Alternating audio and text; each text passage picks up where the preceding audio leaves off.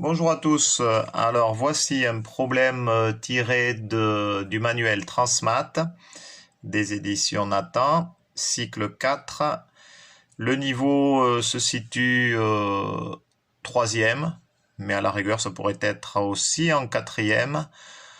Le problème c'est que là on se situe sur une tâche complexe. C'est un problème ouvert. Donc avec une solution qui n'est pas évidente. Donc du coup, je le situerai quand même en troisième, voire même fin troisième. Donc c'est plutôt un problème avec prise d'initiative, c'est-à-dire que cela demande de réinvestir des connaissances.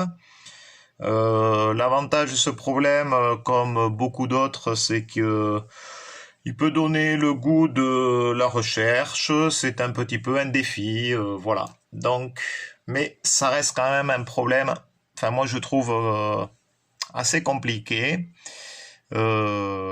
et très intéressant puisque en fait on va devoir s'y reprendre à plusieurs fois avant de trouver la réponse. Moi-même, j'ai pas trop, la réponse ne m'a pas sauté aux yeux. Alors voyons voir, je vais essayer de me mettre à votre place pour voir comment on peut résoudre ce genre de problème. Deux barrières rectilignes prennent appui sur des murs. À quelle hauteur h se croisent-elles? Bon, donc ici on a un mur d'1,50 m, ici on a un mur de 1 mètre. Donc voilà les barrières rectilignes là, qui se croisent en un point ici, là. Et de ce point-là jusque là, ici, au niveau du sol, et bien là, c'est la hauteur. Et c'est cette hauteur qu'on nous demande de trouver. Donc forcément, ici, on a un angle droit, hein, puisque pour trouver la distance entre le point d'intersection et ici, là, cette base-là, ben, c'est la distance la plus courte. Donc ici, là, c'est la hauteur, comme on nous demande de trouver. Alors, les murs, on va considérer qu'ils sont perpendiculaires au sol. Donc ici, on a un angle droit ici aussi, un angle droit ici aussi. Alors, on voit qu'on a des triangles rectangles. Donc là, ici, on a un triangle rectangle, là. Ici, on a un deuxième triangle rectangle ici aussi. Là aussi, on a un triangle rectangle. Et là aussi, on a un triangle rectangle. D'accord? Donc, de suite, triangle rectangle, on pense à théorème de Pythagore. Le problème, c'est que là, on n'a juste que deux données. Donc, ça veut dire que dans ce triangle rectangle ici, là, eh bien, on n'a que cette donnée, là. On n'a que cette longueur. Il nous manque la longueur de l'hypoténuse ici et la longueur de cet autre côté. Donc, c'est un peu embêtant. Pareil pour ce triangle ici, là. Donc, rectangle ici. On n'a que cette donnée-là. Alors, c'est plutôt difficile d'utiliser le théorème de Pythagore quand on a une seule donnée. Alors, on a aussi, donc, deux segments là qui se croisent. Et on a deux parallèles. On peut considérer donc ici, celle-ci est parallèle à celle-là. Pourquoi? Parce que si deux droites sont perpendiculaires à une même droite, alors ces deux droites sont parallèles. C'est bien le cas. Donc, du coup, on pourrait utiliser le théorème de Thalès. Que ce soit dans cette... il y a plusieurs types de configurations. Configuration papillon ou dans la configuration d'un agrandissement de triangle. Bon, quoi qu'il en soit, dans un premier temps, ce qu'on va faire, on va regarder tout ça avec GeoGebra pour essayer de trouver une réponse avec la méthode graphique. Et après, on passera à la méthode algébrique. Voilà, on va essayer donc cette méthode graphique, voir ce que ça donne. Donc, sur GeoGebra, j'ai fait mon premier mur, là, le mur de gauche, là, ici en rouge, à 1 mètre du sol. Et l'autre mur ici, en rouge aussi, à 1,50 m du sol. Et ici, nous avons l'intersection, le point E, l'intersection des barrières et le point F. Donc EF, c'est la hauteur. Donc il faut déterminer la mesure à trouver. Alors la question qu'on pourrait se poser, c'est est-ce que cette hauteur-là varie en fonction de la distance entre les deux murs? Est-ce qu'en fait, elle dépend de la distance entre les deux murs? Dans un premier temps, on pourrait se dire, ben oui, forcément. Et bien en fait, non. Et on va voir ça si je fais varier les murs. Alors là, oui, ouf, là, je n'ai pas fait varier le curseur comme il fallait, c'était l'autre curseur. Voilà. Alors là, j'ai fait une trace, voilà. J'ai fait une trace ici pour voir où se situer. Ouais, là, hop, regardez. On est toujours à la même hauteur. Toujours, on est à la même hauteur. Quelle que soit la distance entre les deux murs. Alors là, je vais faire aussi varier le mur côté droit. Vous voyez, c'est quand même... Voilà, c'est incroyable. En fait, la hauteur ici ne dépend absolument pas de la distance entre les deux murs. Ok, donc hop, j'enlève. Vous voyez, donc là, je vais enlever la trace. Propriété. Donc, hop, voilà, si vous voulez, pour mieux y voir. Voilà, quoi qu'il en soit, ça ne dépend pas. Alors, on peut voir aussi, GeoGebra va nous donner la dimension. Oui, c'est quand même mieux de voir avec la trace. Donc, propriété. Vous voyez, je clique ici, afficher la trace. Hop, et du coup, là, maintenant, voilà. Voilà. Donc, c'est pour ça, en fait, enfin, c'est pour ça. En tout cas, il n'y a pas à s'affoler, comme quoi on n'a pas la distance entre les deux murs. On devrait arriver à déterminer donc cette hauteur avec les données de l'énoncé. Et d'ailleurs, donc ce segment-là, EF, donc au niveau de GeoGebra, il a nommé J, et on va regarder quelle est sa distance, enfin je veux dire quelle est sa mesure, je veux dire. Et on trouve 0,6, J égale 0,6. Donc, ce que l'on devrait trouver, c'est 0,6 mètres. Voilà.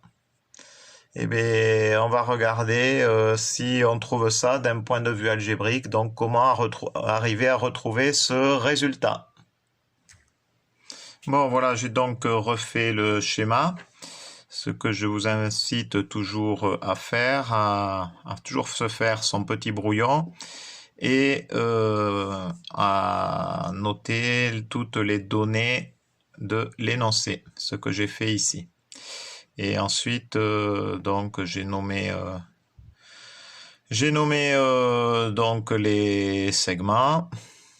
Voilà, ça sera plus simple pour l'analyse. Bon, donc ce que je disais ici, j'ai triangle rectangle, j'ai pas assez de données. Là aussi, triangle rectangle, là aussi. Oui, donc là, j'ai oublié de dire que ici j'avais un angle droit, forcément, puisque là, c'est la hauteur par rapport au sol. Alors, voyons voir. Bon, je vais partir sur théorème de Thalès. Alors, ce qu'il faut dire, c'est que... Alors, je vais partir ici, là, sur A, B, C. A, E, C sont alignés dans cet ordre. C, E, A sont alignés dans cet ordre, si vous voulez. Et C, F, B sont alignés dans cet ordre. Les droites BC et AC sont séquentes, forcément, puisqu'on a un point C pour chacune des deux, qui est commun. Et ensuite, on a EF qui est perpendiculaire à BC et AB qui est perpendiculaire à BC. Si deux droites sont perpendiculaires à une même droite, alors ces deux droites sont parallèles. Ça, il faut absolument le dire et l'écrire. Bon, je n'écris pas forcément tout, mais puisque là, on est plus sur chercher, raisonner et trouver le résultat. Mais bon, au moins rédiger un minimum. Voilà, donc tout ça nous permet d'utiliser le théorème de Thalès. Donc voilà, EF sur AB, EF sur AB, donc le petit divisé par le grand, égale CF sur CB, CF le petit divisé par le grand, égale CE sur CA, CE le petit divisé par le grand. Voilà, moi c'est mon moyen mémotechnique pour m'en rappeler. Je vois aussi qu'en haut j'ai le point EFC. Et donc EFC est bien un triangle. Et au dénominateur, j'ai ABC. Le B j'ai déjà compté aussi. Ok, là aussi. Donc ABC, ABC, c'est bien un triangle. Donc je ne me suis pas trompé au niveau des rapports. Bon, maintenant, je vais remplacer tout ça. Donc, EF, je vais dire que c'est H, donc c'est ce que l'on cherche. Donc là, j'ai H sur AB, donc c'est 1 mètre, donc sur 1, égale, alors, CF. CF, bon, je vais dire que CF, c'est égal à petit a, par exemple. Donc, alors pour ne pas se tromper, je pourrais dire, oui, bon, petit a en minuscule, hein. Et BF, je vais dire que c'est petit b. Voilà. Donc, pour l'instant, on ne connaît pas petit a et petit b. Donc, CF, allez, ben donc je remplace, c'est petit a. CB, et bien du coup, c'est CB, c'est CF plus FB, donc c'est petit a plus petit b. CE, CE sur CA, celui-là, je ne vais pas l'utiliser, parce que là, ça va me faire trop d'inconnus, tout ça. Je vais maintenant partir sur cette autre configuration ici, là. CDB. Voilà, celle-ci, là. Donc là, il faudrait que je dise pareil, hein, B, E, D sont alignés dans cet ordre, et les points B, F, C sont aussi alignés dans cet ordre. EF est parallèle à DC. Donc, on peut appliquer le théorème de le théorème de Thalès sur cette configuration-là. Donc, allons-y. Donc, voilà pour ces trois rapports-là. Donc, j'ai EF sur DC, EF sur DC, le petit divisé par le grand, égale BF sur BC, petit divisé par grand, égale BE sur BD, petit divisé par grand. EFB, EFB, ok, j'ai bien mon triangle, DCB, DCB, ok, j'ai bien l'autre triangle, l'agrandissement du triangle du dessus. Ok, donc ben pareil, là aussi, je vais remplacer, alors, EF, c'est ce qu'il faut trouver, donc c'est petit h, DC, DC, cette fois c'est 1,5, BF, BF c'est petit b, ici là, BC, BC c'est A plus B, on sait sur A plus B, et ensuite BE sur BD, BE sur BD, je le laisse tomber, j'utilise pas ce rapport là. Donc en fait, je vais me servir de ces deux égalités là, ici. Et en espérant que j'ai des choses qui vont s'annuler. Voilà, c'est vers ça qu'il faut aller. Donc, ces petites tâches qu'il faut trouver, et bien du coup, je vais isoler petit h. Donc, petit rappel, lorsque l'on a C sur D égale E sur F, d'accord, C, D, E, F, n'importe quel nombre, ça c'est équivalent à, donc je vous rappelle, hop, je croise comme ça. Le numérateur du premier rapport multiplié par le dénominateur du deuxième rapport égale le dénominateur du premier rapport multiplié par le numérateur du deuxième rapport. Donc, alors c'est égal à CF, C fois F, si vous voulez, égale D fois E. Donc ça, c'est un petit rappel. Voilà. Et bien, je vais faire pareil. Donc, pour cette première partie-là, cette première égalité. Du coup, j'ai H facteur de A plus B, H facteur de A plus B égale 1 fois A. Ok. Donc, si je veux 1 fois A, c'est égal à A, du coup. Donc, H égale A sur A plus B. Voilà. Et je vais faire la même chose ici.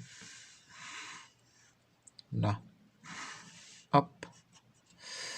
Voilà. Donc là, j'ai H facteur de A plus B égale 1,5 fois B. Ok. Et du coup, H égale 1,5 B, puisque là c'est 1,5 B, c'est comme si j'avais 1,5 fois B, sur A plus B. Alors ça m'arrange pas trop. C'était peut-être pas la bonne technique là. Voyons voir. Là, il faut réfléchir à autre chose, parce que là, du coup, on a 2 équations et 3 inconnus. Là, vous voyez qu'il n'était pas si simple que ça, cet exercice. Alors, on va essayer de réfléchir un peu plus.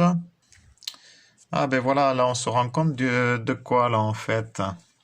Si j'avais pas besoin d'isoler H, parce que, regardez bien, ici, voilà ce que j'ai trouvé, là, ici.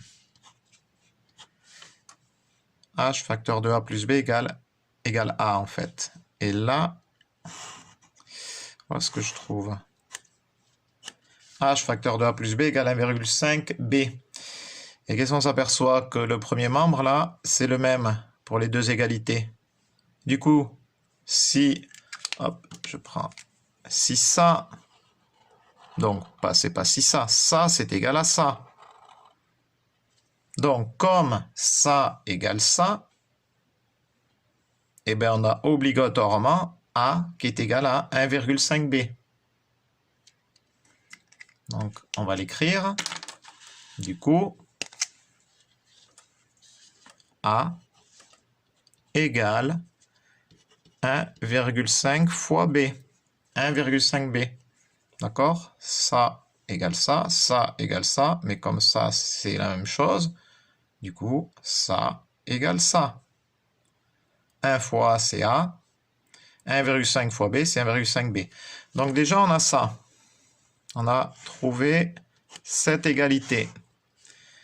Eh bien, on va l'utiliser du coup. Bon, donc je reprends, on a A égale 1,5 B.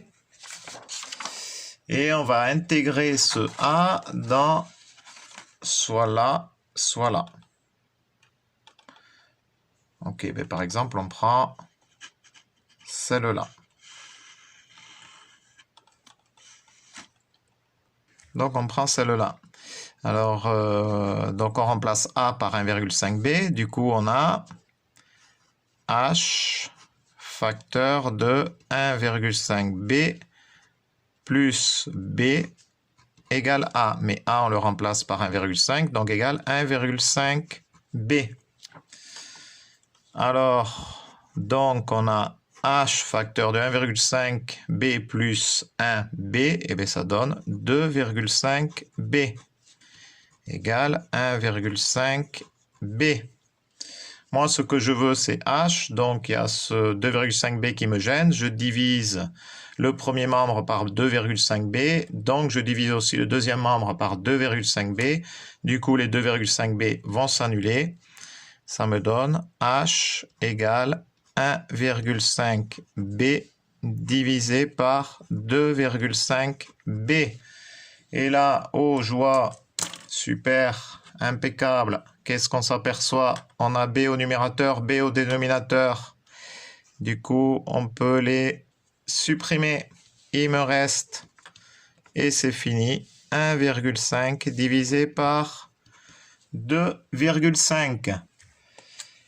Et l'on trouve bien ce que l'on avait trouvé d'un point de vue graphique. On trouve bien que h égale 0,6 mètres, 60 cm.